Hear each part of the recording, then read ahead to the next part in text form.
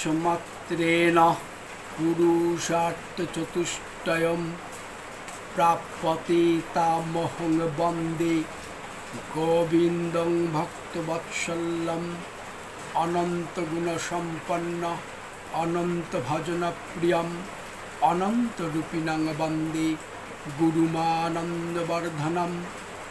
ॐ सहना भवतु सहनौ भुनक्तु सह वीर्यं करवावहै तेजस्विनावधीतमस्तु मा विद्विषावहै। परमाराध्य परम पुरुष भगवान श्रीकृष्णेर श्रीपाद पद्मे प्रणति जानिए आज आमी जन्माष्टमी विषयक आलोचनाय ब्रती। प्रति बछरই जन्माष्टमी तिथि आसे आमादेर मनेर दुआरे खंजनी बाजाय निश्चयই कोनो शुभ बार्ता निये आसे किन्तु कि से बार्ता आमरा ता शुनि ना।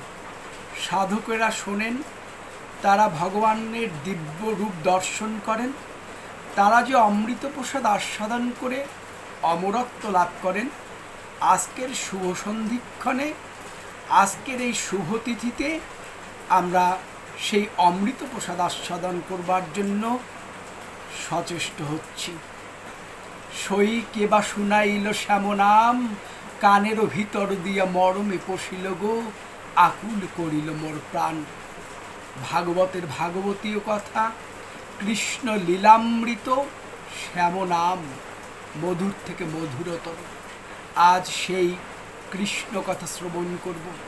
এই কৃষ্ণ কথা শ্রবণ করবার যে মাহাত্ম্য তাও আমাদের ভাগবতে সুললিত কণ্ঠে সুখদেব উচ্চারণ করেছেন। বাসুদেব কথা প্রশ্ন পুরুষান স্ত্রীন পুনাতিহি বক্তারং প্রচ্ছকং ছত্রিংস তৎপাদ সলিলং যথা। শ্রীকৃষ্ণের পাদোদ ভাবা গঙ্গা ও তার কথা গঙ্গা উভয় নরনারীকে পবিত্র করে তোলে। যিনি তার কথা বলেন শ্রবণ করেন তারা সবাই পবিত্র হন। মনে হয় পাদোদ ভাবা গঙ্গা হতে কৃষ্ণ কথা স্বরূপ গঙ্গা আরও বেশি করুণাময়ী আরও বেশি সহজলভ্য। যেখানে ভক্ত সমাগম হয় ভক্ত অন্তর কৃষ্ণকে স্মরণ করে সেখানেই আমরা এই গঙ্গাকে প্রবাহিত হতে দেখি, সেই গঙ্গার অমৃত আস্বাদন করতে পাই। তাই আমরা আজ কৃষ্ণ কথা শ্রবণ করতে ব্রতী। যিনি সর্বাপেক্ষা বড় তিনি ভগবান। বেদে তার পরিচয় ব্রহ্ম। ব্রহ্ম এত বড় যে আমরা তার নাগাল পাই না। আমাদের জড় ইন্দ্রিয় ক্ষুদ্র মন সংকীর্ণ বুদ্ধি এসবের তিনি বহু ঊর্ধ্বে। তার সঙ্গে আমাদের সম্পর্ক স্থাপন কঠিন কার্য, প্রায় অসম্ভব। এই অসম্ভবকে সম্ভব করেন তিনি নিজেই তার নিত্য অনুগ্রহ শক্তির প্রেরণায়। অনুগ্রহভূতানাং আসেন তিনি করুণায় গলিয়া, সীমাহীন ধরা দেন সীমার কিনারে মানুষ সাজিয়া। ব্রহ্ম শুধু বড়ই নয়, তিনি অপরকেও বড় করেন।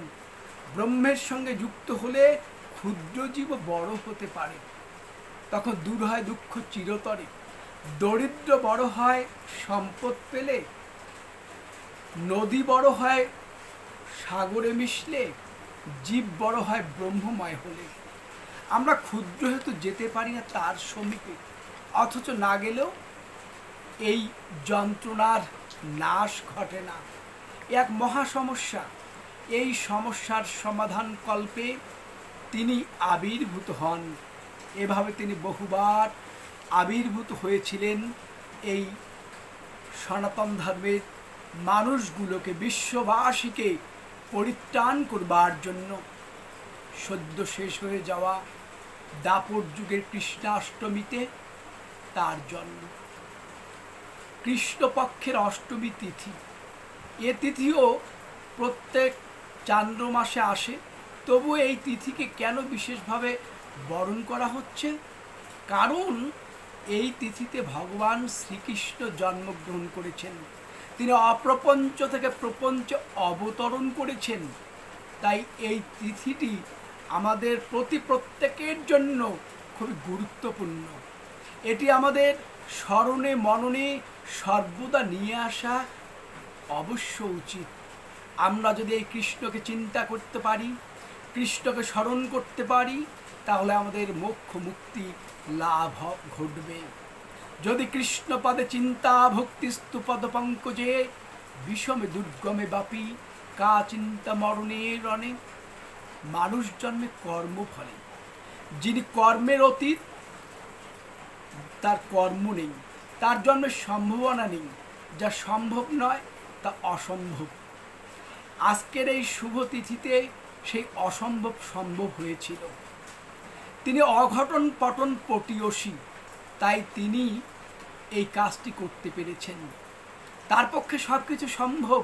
তিনি সর্বাত্মক, সর্বসুহৃদ, সর্বভূত ভাবনা। জমিচ ভগবান কৃষ্ণ মুকুন্দ অনন্ত এবচ। তিনি বহু রূপে বহু নামে সম্মানিত পূজ্য।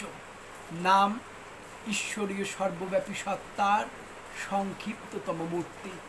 শ্বেতাশ্বর উপনিষদে রয়েছে যস্য নাম মহৎ যশ। যার যশ রয়েছে, সৃষ্টিরাজি নিয়তই তার নাম ঘোষণা করছে। নামই নামের মধ্যে অবস্থান করেন। নামের লক্ষ্যার্থ তিনি। নাম হলো একটি শব্দ, একটি ইঙ্গিত, একটি ভাব। এই শব্দ, অর্থ, ইঙ্গিত, ভাব স্বয়ং তিনি সচ্চিদানন্দ ব্রহ্ম। তিনি অনাদিরাদি গোবিন্দ। তিনি সর্বকারণের কারণ। তিনি অনন্ত অসীম প্রেমময় পুরুষোত্তম। ধোঁয়া দেখে যেমন আগুনের অস্তিত্ব অনুভব হয়, ঠিক তেমনি নামের নাদ, নামের ধ্বনি পরম করুণাময়ের উপস্থিতিকে ব্যক্ত করে। তার জন্মকালে আলো জ্বলেনি, গৃহ উজ্জ্বল ছিল তার অঙ্গ প্রভায়। উলুধ্বনি শঙ্খধ্বনি হয়নি, চারিদিকে ছিল নিপীড়িতের আর্তধ্বনি।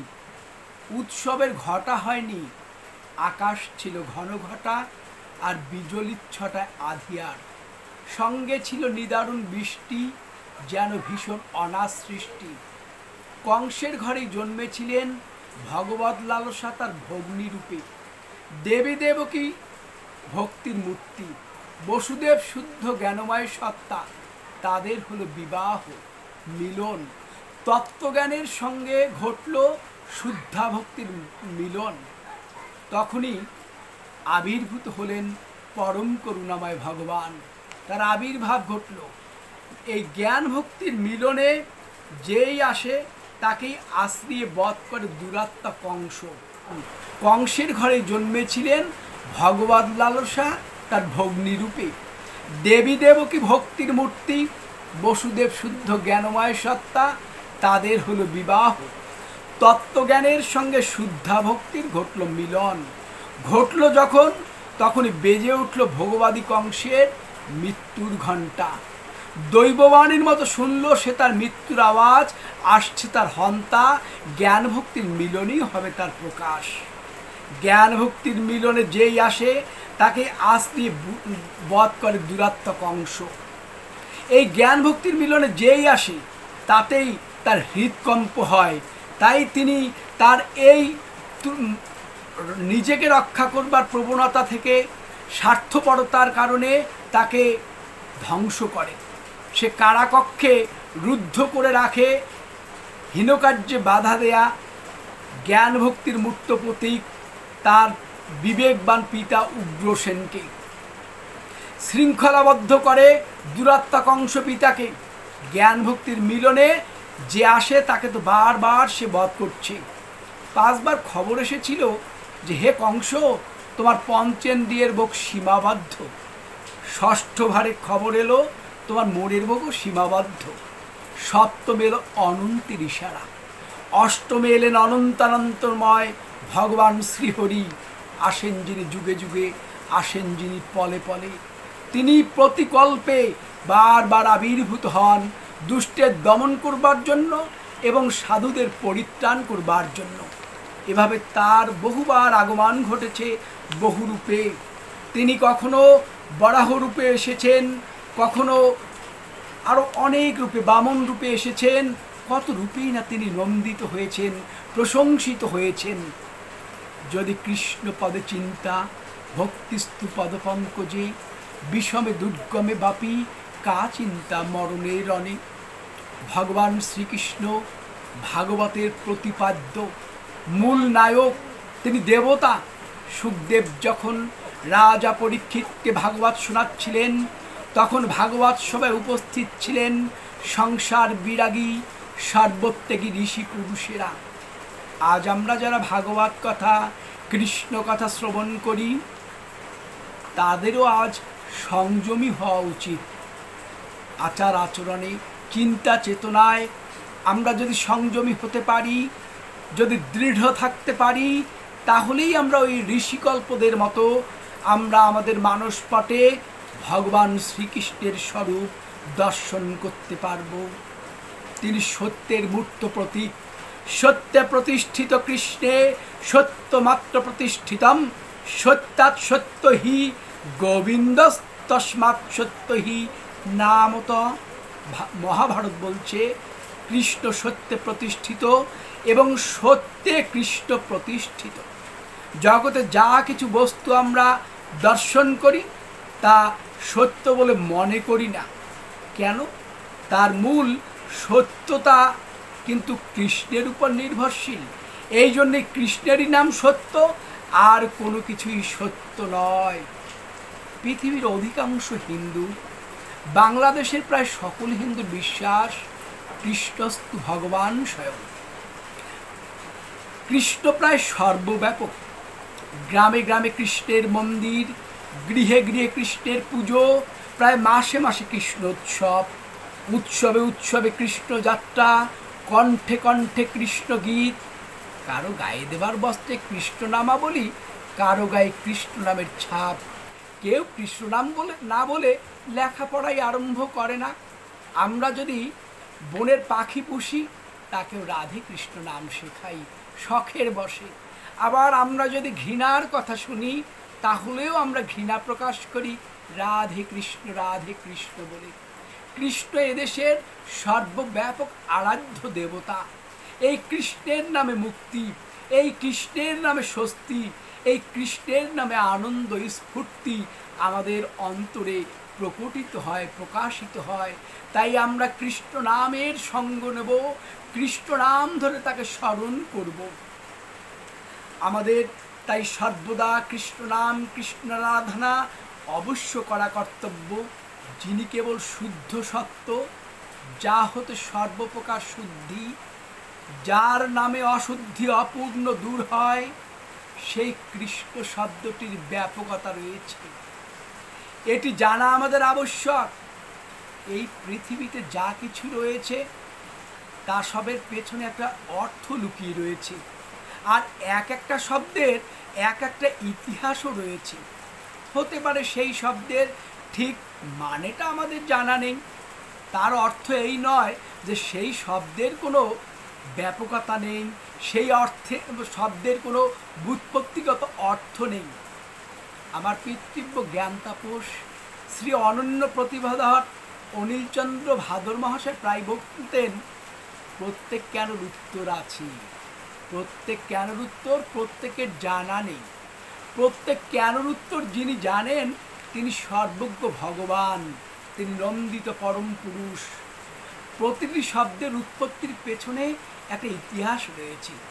যেমনই ধরুন এই কৃষ্ণ, এই কৃষ্ণ শব্দের মানেও অনেকে বোঝে না জন্যই যন্ত্রণা সৃষ্টি করে। অনেকেই এই কৃষ্ণ নাম নিয়ে গীবত গায়, সম্প্রদায় তৈরি করে নিজের অজ্ঞতার প্রতিফলন ঘটায়। সংস্কৃত ভাষায় কৃষ ধাতুর অনেকগুলো অর্থ, তন্মধ্যে একটি অর্থ হচ্ছে চর্চা করা, খোঁজ করা। এই মানুষ অনুশীলনের দ্বারা, সাধন ভজনের দ্বারা মনকে সূক্ষ্ম থেকে সূক্ষ্মতর করে যে সত্তাকে জানতে চায়, যে সত্তাকে অধিগত করে, তিনি কৃষ্ণ। অর্থাৎ গভীরতম অনুশীলনের দ্বারা, চর্চার দ্বারা মানুষ যাকে লাভ করে, তিনি কৃষ্ণ। কৃষ ধাতুর দ্বিতীয় অর্থ হলো আকর্ষণ করা। ইনি সর্বাকর্ষক, সব কিছুকে নিজের দিকে আকর্ষণ করেন, টেনে নেন। কৃষ যোগ ন কৃষ্ণ প্রত্যয় করে কৃষ্ণ শব্দটি নিষ্পন্ন হয়। অর্থাৎ যে সত্তা বিশ্ব ব্রহ্মাণ্ডের সব কিছুকে নিজের দিকে টানছে, আকর্ষণ করছে, বলছে আয় আয় আমার কাছে আয়, তোর ভাববার কিছু নেই, তোর হারাবার কিছু নেই, আমি তো রয়েছি। এই কথাটা যিনি সর্বদা সকলকে সর্বত্র জানাচ্ছেন তিনি কৃষ্ণ। আমি তো রয়েছি এই কথাটা যিনি ভেতর থেকে বলছেন, আমাদের উদ্ধার করবার জন্য বলছেন। মন চাইছে তার দিকে যাব না, তবু আমরা তাকে ছাড়া থাকতে পারি না। উচাটানো মন না মানে বারণ, কেবল তারই পানে ছুটে চলে যায়। এই যে কৃষ্ণ, এই কৃষ্ণই সর্বব্যাপক আরাধ্য দেবতা। তার নামগুলোর বিশ্লেষণের প্রত্যেকটি শব্দেরই অভূতপূর্ব অর্থ ব্যঞ্জনা আমাদের মনকে ভুলিয়ে দেয়। এই যে ভূ ধাতুর মানে হলো হওয়া বা থাকা, কৃষ্ণ শব্দের মানে হলো যিনি আছেন বলে আমি আছি। তিনি অর্থাৎ কৃষ্ণ আছেন বলেই জগৎ আছে, জীব আছে। কৃষ্ণের যদি অস্তিত্ব না থাকতো তাহলে জীব জগৎ আমাদের কারুরই অস্তিত্ব থাকতো না। কৃষ্ণ হলেন পরম পুরুষ। পরম পুরুষ না থাকলে জীবের অস্তিত্ব থাকতো না, বিশ্ব ব্রহ্মাণ্ড থাকতো না। তিনি আছেন বলেই সব কিছু রয়েছে, তাই তাকে বলা হয় কৃষ্ণ। আমরা তার অস্তিত্বে অস্তিত্বশীল।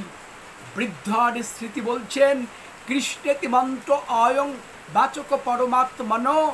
কৃষ্ণই মঙ্গলময় নাম, যার জিহ্বায় উচ্চারিত হয় সর্বদা। হে রাজেন্দ্র, তার কোটি কোটি পাপ ভস্মীভূত হয়ে যায়। ওই সংহিতায় আবারও উল্লেখ করা হয়েছে মধুর ছন্দে, তস্মাৎ কৃষ্ণেতি অয়ং বাচক পরমাত্মন। কৃষ্ণেতি পরম মন্ত্র সর্ববেদাধিক স্মৃত। কৃষ্ণই হচ্ছে পরমাত্মা, কৃষ্ণই হচ্ছেন শ্রেষ্ঠ মন্ত্র। সমস্ত বেদ হতো এর ফল অধিকতর। গোপাল তাপনী উপনিষদ খুব সুন্দর করে এই গোটা বিশ্ব ব্রহ্মাণ্ডের মানুষকে জানিয়ে দিয়েছেন, চিন্তয়শ্চেতসা কৃষ্ণং মুক্ত ভবতি সংস্কৃতি রীতি। চিত্ত দ্বারা যদি আমরা কৃষ্ণকে চিন্তা করতে পারি, তাহলে সংসারের আসক্তির বিষ থেকে নিজেকে মুক্তি লাভ করাতে পারি। তখন আর জননী জঠর যন্ত্রণা ভোগ করতে হয় না পুনঃ পুনঃ। কৃষ্ণ বৈ পরমং দৈবতং গোবিন্দান মৃত্যুর বিভেতি। কৃষ্ণ পরম দেবতা, তার অন্যতম নাম এই গোবিন্দ। এই নাম হতে মৃত্যুও ভয় পায়। বৃদ্ধর স্মৃতি আবারও বলেছেন, সর্বাত্মক সর্বসুহৃৎ সর্বভূত ভাবনা জমিচ ভগবান কৃষ্ণ মুকুন্দ অনন্ত এবচ। তিনি নানা নামে প্রশংসিত, নানা নামে প্রকাশিত। সমস্ত স্বরূপ অন্তরাত্মা ইনি সকলের বন্ধু। সমস্ত জগৎ ইনি ধারণ করে আছেন। সকল বস্তুর সৃষ্টি পালন সংঘাত তার দ্বারাই সুসম্পন্ন হচ্ছে। ইনি সংযমের অবতার যম, ইনি শ্রী ভগবান কৃষ্ণ। ইনি অনন্ত এবং ইনি পরম সুখদায়ক মুকুন্দ অর্থাৎ বিষ্ণু। অনন্ত তার নাম, অনন্ত মহিমা। নারদাদি ব্যাসদেব দিতে নারী সীমা। এই কৃষ্ণের প্রশংসা করতে গিয়ে আমাদের ব্রহ্মসংহিতায় ব্যক্ত হয়েছে, ঈশ্বর পরম কৃষ্ণ সচ্চিদানন্দ বিগ্রহ অনাদিরাদি গোবিন্দ সর্বকারণ কারণম। শ্রীকৃষ্ণই সকল কার্য এবং কারণের পরম কারণ। তিনি ঈশ্বর, তিনি প্রভু, তিনি পরমাত্মা, তিনি সর্বশক্তিমান পরমেশ্বর। আমরা দেখেছি শাস্ত্রে বলা হয়েছে, ঈশ্বরস্তু স্বয়েবান্যে জগত বিভুর ব্যয় নারায়ণ বাসুদেব বিষ্ণু ব্রহ্মাত্মনো হরি। ইনি অবিনাশী জগৎ প্রভু, ইনি নারায়ণ, ইনি বাসুদেব, ইনি বিষ্ণু, ব্রহ্মস্বরূপ হরিও ইনি নানা নামে পরিচিত। সংসার সমাজে নানাভাবে তিনি প্রশংসিত, নানাভাবে তাকে আমরা নন্দিত হতে দেখি শাস্ত্রে। বৃদ্ধ হরিস্মৃতি আবারও বলছেন, পরমাত্মা পরং ব্রহ্ম পরং জ্যোতি পরাৎপর ইন্দ্র প্রজাপতি সূর্য শিব বহ্নি সনাতন।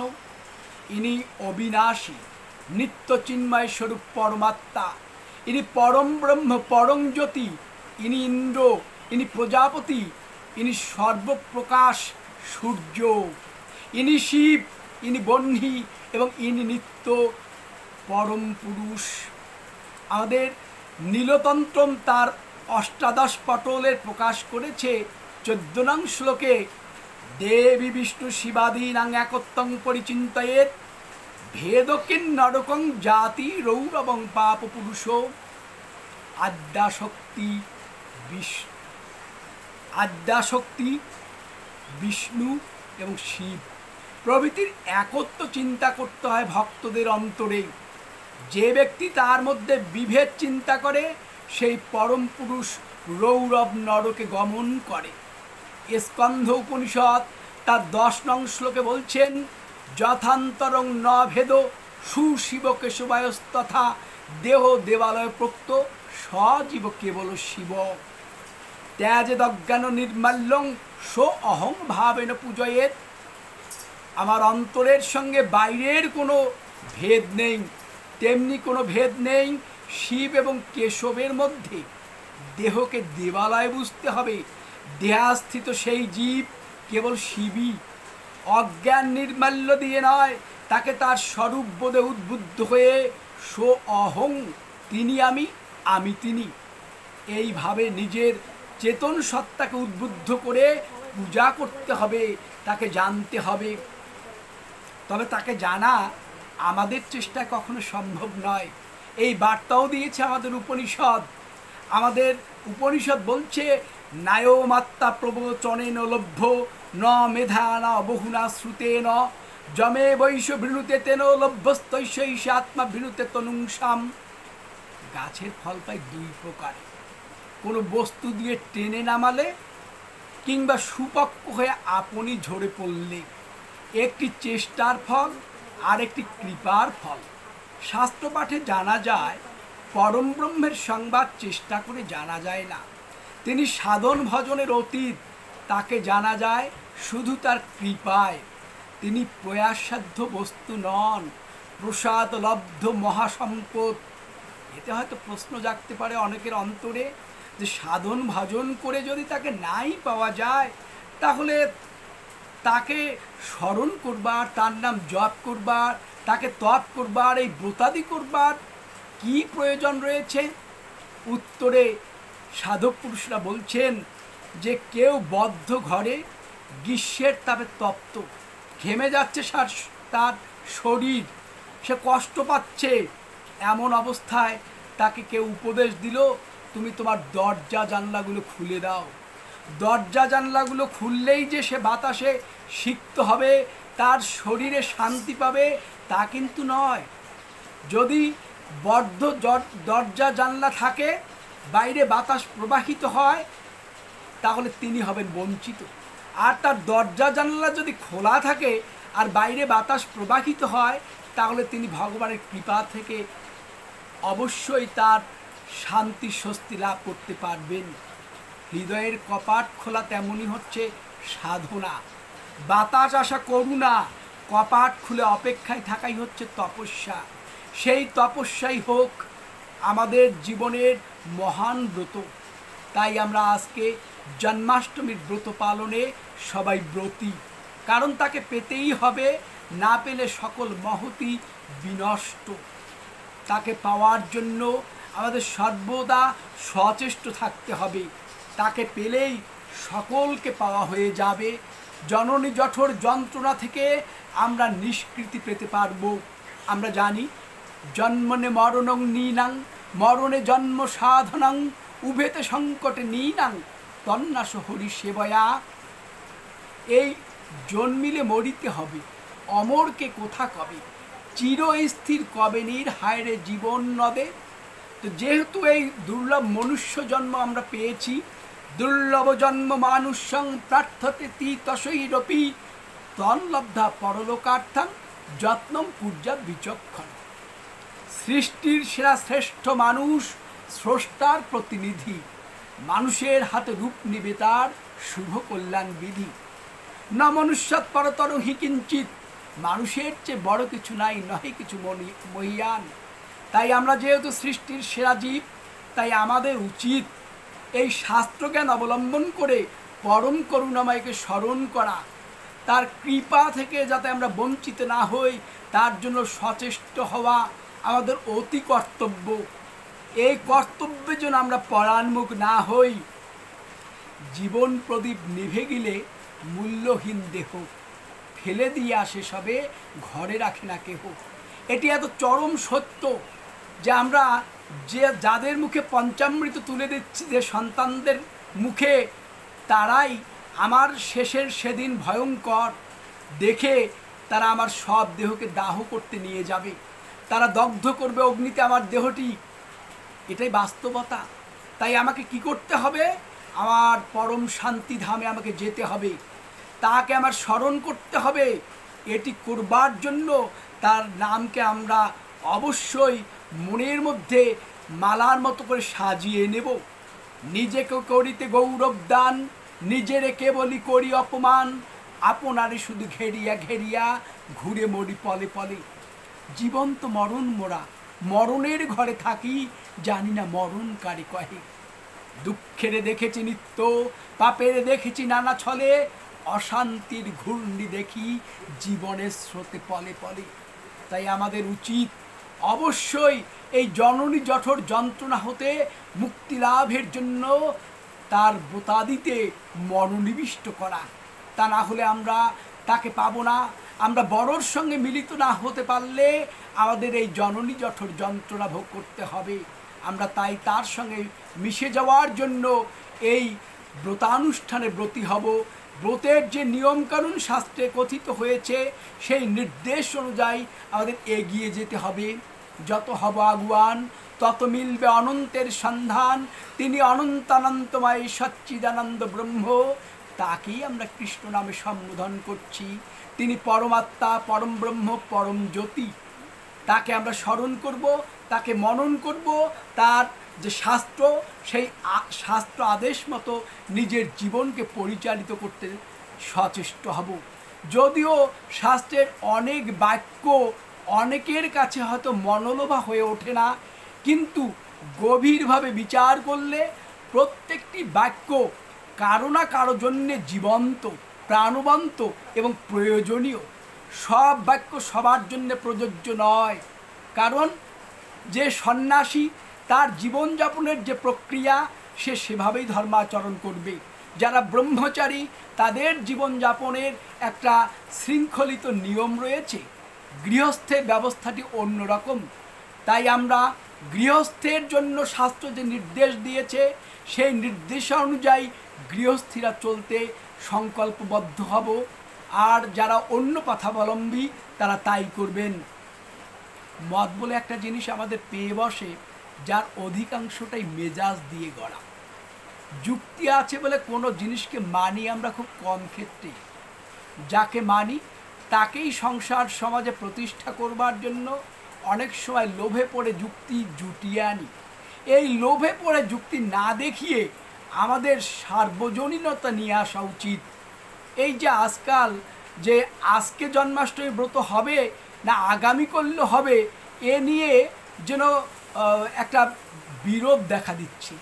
কিন্তু বিরোধের কোনো অবকাশ নেই বৈদিক শাস্ত্র যারা মন্থন করে তাদের কাছে।